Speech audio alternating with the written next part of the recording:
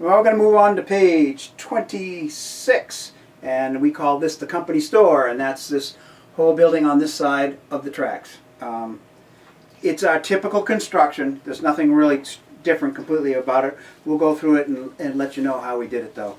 The next page is 27, and it shows our cut files. And if you notice that we're at OF, which is the office, for all the parts that list out on these sections.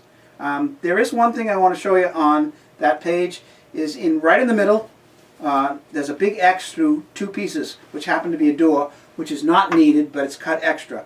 You're going to save those doors. You're going to use them in your lumber shed like they're selling doors. So save all that parts that you're not going to use. You can use them later on. Windows and doors are always great. Now the other thing, Jack, here is on the company store itself here, you notice this is full size. So this comes in handy not only to give you an idea what size parts you're looking for, but sometimes when you're involving trim, corner posts, and so on, this is this sometimes makes its you own can best template. Yeah, sometimes they work well as a template. The other one, last, we have some brick product on this one also. We're going to treat it the same way. White glue and water both sides, and then we're going to paint and mortise just like we normally would. Then we have the next page, which is 28, and that shows us the base, the roof pieces, and the four walls. And B&B, the designation here means, you don't remember, board and batten. Board and batten. So you know these are board and batten Yeah. cut laser boards. We're working on board and batten now, yes, that's true.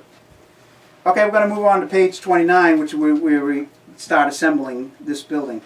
And we're going to build the platform that it sits on. Basically, it shows you at the top of the page where it says let's get started, called the base assembly. It goes together straightforward. You're going to glue it up and make it square.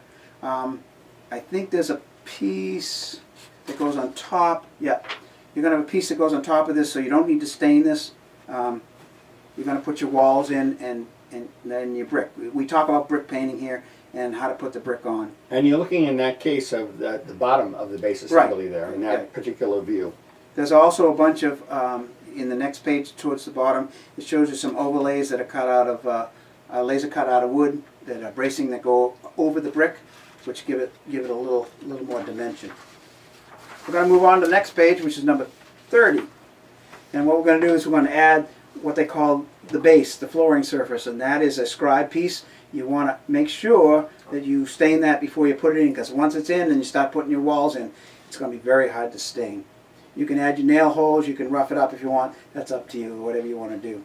There's also a small sidewalk panel in the front that you're going to add too. Now don't forget, Jack, we also have on the website the manual that you wrote on weathering and on painting and everything else. And there's an excerpt in here from our Modeling 101, Kit Building 101 guide that you had written. And this references wall painting, weathering, and so on. The whole book, though, which is, what, 27 pages, is available for free download, whether it's a Bar Mills kit or somebody else's, right on the homepage of our website. Yep, you can go grab it and download it, or just print it out if you really want. It doesn't matter. We're going to move to the bottom of the page, and it's talking about bracing the walls. And this you have to do. Bracing is not something you can skip over.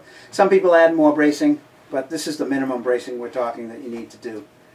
Just make sure you look at your spacings at the tops that shows you in the drawings here, so you don't start overlapping your bracing into other pieces of bracing, and it won't fit when you go to put it together.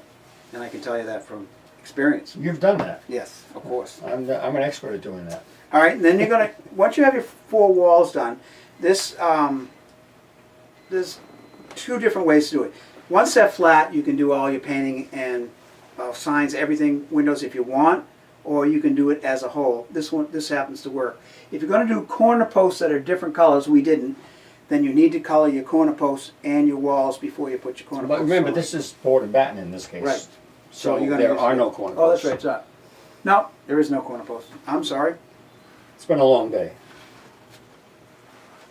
So, once you get your walls the way you want them, whether you're going to paint them or stain them or wait until they're together, you're going to look at the illustration at the top of the next page. It shows you how the four walls go together and how it sits on the base platform, which is pretty straightforward. It's slot and groove. They'll drop right in, and That'll keep everything square as well. it keeps it square too, yes. Absolutely. I actually wrote in here a 1/16 of an inch corner post, so I'm not sure about that. remember. Take a look and see if you need it, but I don't think you need it.